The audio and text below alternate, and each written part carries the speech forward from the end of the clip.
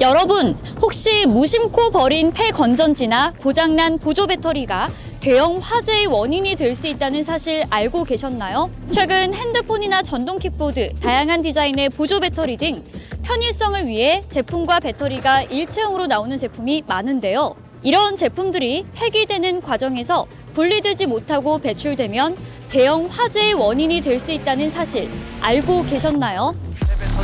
부산의 한 공철장에서 불이 났는데 무려 5시간 넘게 꺼지면 현상을 일으키면서 배터리가 원인입니다.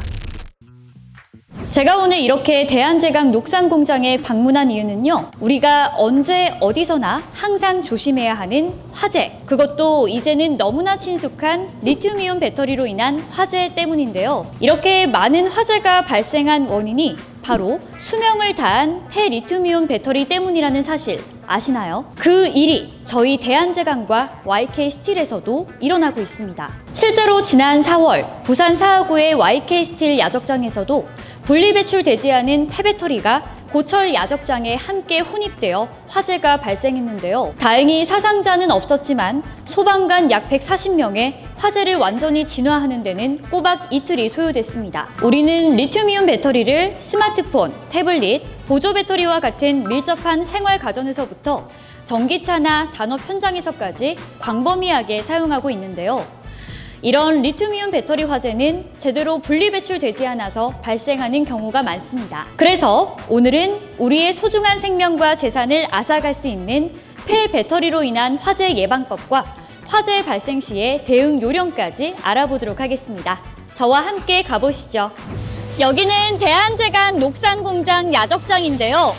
우선 화재가 발생하는 이유는 폐배터리의 충격, 과열 또는 수분 침투로 인한 자연 발화와 폭발 때문입니다. 고물상과 대형 야적장 모두 시설의 특성상 가연성 물질이 많이 쌓여 있어서 불이 번지기도 쉽고 초기 진화도 어렵습니다. 이런 화재 예방을 위해 우리가 해야 할 것은 바로 분리 배출인데요. 폐건전지와 배터리 분리 배출 방법에 대해서 알려드리겠습니다. 우선 폐건전지는 폐건전지 전용 수거함에 배출해주세요. 건전지, 배터리 일체형 제품 역시 그대로 폐건전지 수거함에 배출. 제품에 내장된 건전지 중 탈착이 가능한 폐건전지와 배터리는 분리하여 폐건전지 수거함에 배출해 주시기 바랍니다. 그런데 내 주변 폐배터리 전용 수거함이 어디 있는지 모르겠다고요?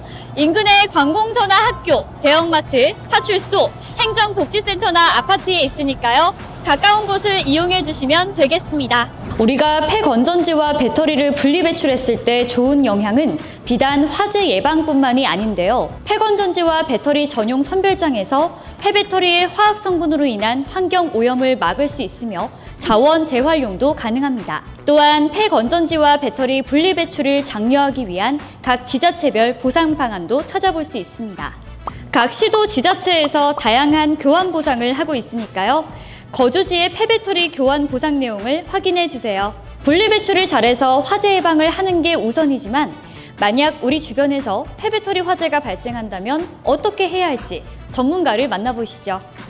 오늘은 위험한 배터리 화재의 특성과 예방법에 대해서 궁금증을 해소해보고자 현직 소방관을 모시고 이야기 나눠보도록 하겠습니다. 안녕하세요. 예, 안녕하십니까. 네, 자기소개 부탁드릴게요. 예, 안녕하십니까. 저는 부산 사소방서 지휘조사계장을 맡고 있는 문용석입니다.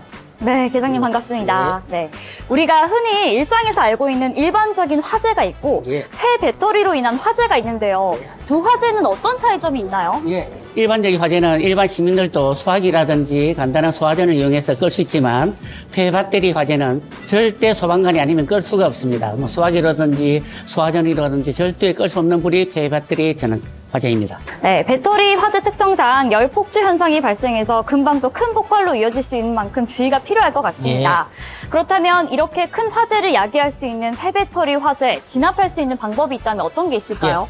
예, 배터리의 크기에 따라 달라지는데 작은 배터리의 경우는 불 붙을 수 있는 가열물로부터 이동 조치하는 게 제일 좋은 방법입니다. 예를 들어 스쿠터 배터리 같은 경우 네. 집에서 그 과열로 폭발을 한다든지 어디 잠시 보관했는데 불이 붙을 경우는 그 넓은 공간으로 네. 이동 조치하는 게 가장 좋은 방법이고요. 네. 조금 큰 배터리의 경우는 그 수조에 담가 놓는 방법이 제일 좋은 방법입니다. 네, 말씀하신 대로 더 이상 불이 번지지 않도록 예. 무엇보다 가장 먼저 좀 이동을 해놓는 것이 우선이다라고 말씀해 주셨는데요.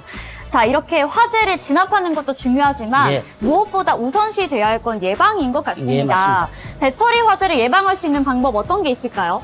지금 현재 대부분의 그 리튬 배터리는 과충전으로 인한 화재가 거의 대부분을 차지하고 있습니다.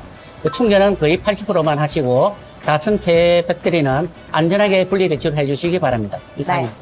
과충전 주의해 주시고 안전하게 분리 배출까지 하는 거 잊지 마시기 바랍니다. 오늘 말씀 고맙습니다. 예, 고맙습니다. 우리 주변에서 너무나 흔하게 사용되는 건전지와 배터리, 분리배출이 제대로 되지 않아 발생하는 크고 작은 화재들을 막기 위해서 올바른 분리배출 방법을 알아보았는데요.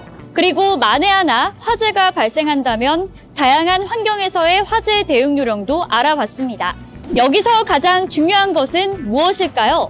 올바른 폐배터리 분리배출을 통해서 화재를 예방하고 우리의 소중한 생명과 자산을 지켜야겠죠. 폐배터리 화재 예방 캠페인의 김미정이었습니다. 감사합니다.